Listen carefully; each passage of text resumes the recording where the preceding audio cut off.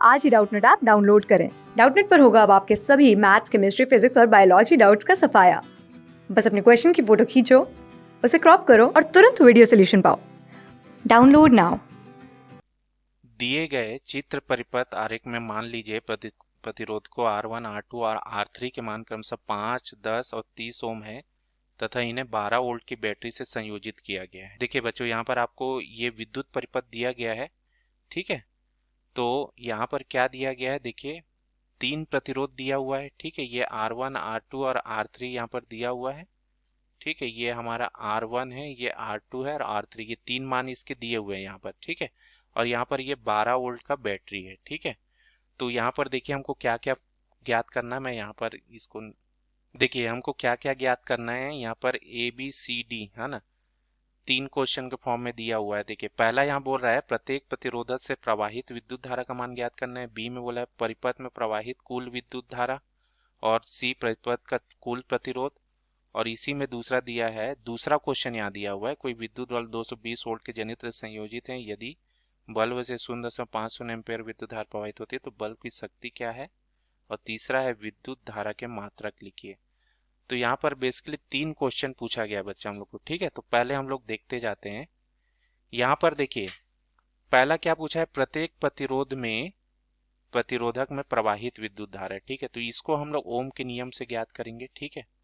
ओम के नियम से हमको पता है, ओम के नियम से क्या पता है कि V is equal to I into R, है ना। V क्या हो गया, विभवांतर, I धारा हो गया, R प्रतिरोध हो गया। अब यहाँ पर प्रत्येक प्रतिरोध देखिए, ये सभी प्रतिरोध तो हमारा समांतर क्रम में जुड़ा है ना। और समांतर क्रम में क्या होता है, यहाँ पर जितना वोल्ट है ना उतना ही वोल्ट इसमें भी होगा, ठीक है, सभी प्रतिरोधों में। तो हम लोग देखिए यहाँ से कैसे निकालेंगे। अगर मैं यहाँ बात करता हूँ, V हमारा 12 वोल्ट दिया है, ये किसके बराबर होगा। अगर मैं मान लो ये I1 मान लेता हूँ, ठीक है। यहाँ से मान लो I धारा प्रवाहित हो रही है, इसमें I1 मान लिया, इसमें I2 मान लिया, इसमें I3 धारा प्रवाहित हो रही है, ऐसा मैं मान लेता हूँ, ठीक है। यहाँ से I धारा फिर वापस मिलेगी। तो ये कितना हो जाएगा 12। यहाँ पर I1 धारा ले लेता हूँ, प्रतिरोध इसमें कितना दिया है, देखिए R1 का मान 5 दिया है। तो I1 कितना हो जाएगा 12/5, मतलब कितना हो जाएगा 5 दूनी 10 और 5 चौक 20 होता है, 2.4 एम्पियर। तो ये पहला उत्तर मिल जाएगा हमको, ठीक है। और दूसरा देखेंगे, यहाँ पर 12 वोल्ट है, ठीक है। I2 और R2 हमारा कितना दिया है 10 दिया है। तो I2 कितना हो जाएगा 12/10, मतलब 1.2 एम्पियर, ये I2 मिल गया। वैसे ही I3 निकालेंगे, ठीक है। तो I3 कैसे निकलेगा, देखिए ये 12 वोल्ट दिया है I3, और हमारा R इसमें कितना दिया है, R3 30 ओम दिया है, ठीक है। तो ये कितना हो जाएगा, I3 हो जाएगा 12/30। अब इसको 2 से कटाएंगे तो कितना हो जाएगा, 4, 4 से कटा दे, 4 तिया 12, नहीं नहीं नहीं, 4 से ये नहीं कटेगा, 2 से ही हमको कटाना पड़ेगा, ठीक है। तो 2 से कटाएंगे तो ये कितना हो जाएगा, 2 छक्का 12, 2 एकम 2, 2 पंचे 10, ठीक है। अब 6/15 आया, ठीक है। तो इसका मान कितना आ जाएगा, ये हमको मिल जाएगा 0.4 एम्पियर, ठीक है। तो ये हमने तीनों प्रतिरोध में धारा जो प्रवाहित हो रही है वो ज्ञात कर लिया, ठीक है। अब यहाँ पर क्या बोला है, कुल प्रतिरोध। कुल प्रतिरोध के लिए हम लोग को इसका जो तुल्य प्रतिरोध है ना इस सर्किट का, वो हमको पहले निकालना पड़ेगा, ठीक है। तो तुल्य सर्किट निकाल लेते हैं, ठीक है।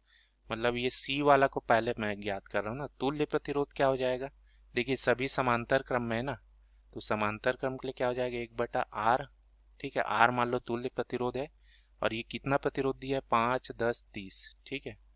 तो 1/5, 1/10 और 1/30, ठीक है। तो ये कितना हो जाएगा, यहाँ से देखिए ये लघुत्तम समापवर्त 60 आ जाएगा, 12 और ये 6 हो जाएगा और ये 2, ठीक है।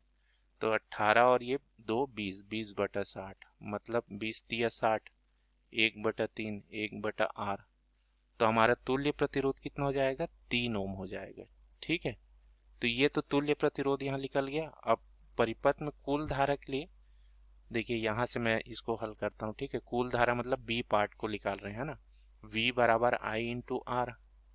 V हमारा 12 वोल्ट था I, और तुल्य प्रतिरोध हमारा 3 आ गया, ठीक है। तो I हमारा कितना हो जाएगा, देखिए 12/3, 3 है ना, 3 चौक 12, 4 ओम।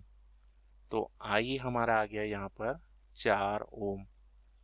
ठीक है बच्चों, तो ये देखिए पहला पार्ट का क्वेश्चन हो गया। चलिए अब दूसरा यहाँ पर बोल रहा है कोई विद्युत बल्ब जो है 220 के जनित्र से संयोजित है, 220 वोल्ट का जो जनित्र है उससे संयोजित है, और बल्ब से 0.50 एम्पियर विद्युत धारा प्रवाहित होते, तो बल्ब की शक्ति क्या है ये पूछा जा रहा है। ठीक है, तो शक्ति के लिए हमारे सूत्र जानते हैं बच्चों आप।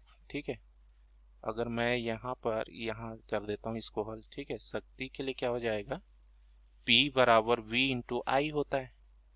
ठीक है, तो V हमारा कितना दिया है 220 वोल्ट। ठीक है, और धारा कितना प्रवाहित हो रही है 0.50। ठीक है, तो ये हमारा कितना आ जाएगा 0, 5 दूनी 10, 5 दूनी 10 और 12। ठीक है, तो कितना है 120, ये वाट में आ जाएगा। ठीक है, 120 वाट, तो पावर हमारा आ जाएगा 120 वाट। तो ये हमारा क्या हो गया, यहाँ पर शक्ति मिल गया। ठीक है, अब यहाँ पर और क्या पूछा है, यहाँ पर देखिए विद्युत धारा के मात्रक को परिभाषित कीजिए। ठीक है, अब विद्युत धारा का मात्रक क्या होता है ये देखिए, विद्युत धारा का मात्रक होता है, ठीक है, विद्युत धारा का मात्रक क्या होता है, एम्पियर होता है। ठीक है, अब इसको परिभाषित करने बोला है, तो क्या होता है धारा बराबर Q बटा T।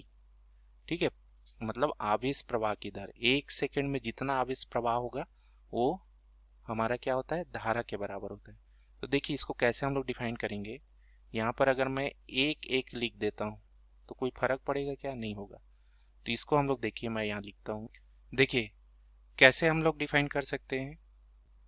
देखिए बच्चों यहाँ पर क्या दिया हुआ है, 1 सेकंड में प्रवाहित 1 कूलाम आवेश की मात्रा को 1 एम्पियर कहते हैं। ठीक है बच्चों, कि 1 सेकंड में जितना आवेश मतलब 1 सेकंड में अगर 1 कूलाम आवेश की मात्रा प्रवाहित हो रही है तो हम लोग बोलेंगे उसमें 1 एम्पियर का विद्युत धारा प्रवाहित हो रही है। ठीक है, तो ये हमारा उत्तर हो गया बच्चों। क्लास 6 से 12 से लेके नीट, IIT, जेईई मेंस और एडवांस के लेवल तक 10 मिलियन से ज्यादा स्टूडेंट्स का भरोसा। आज ही डाउनलोड करें डाउटनेट ऐप या व्हाट्सएप कीजिए अपने डाउट्स 8400 400 400 पर।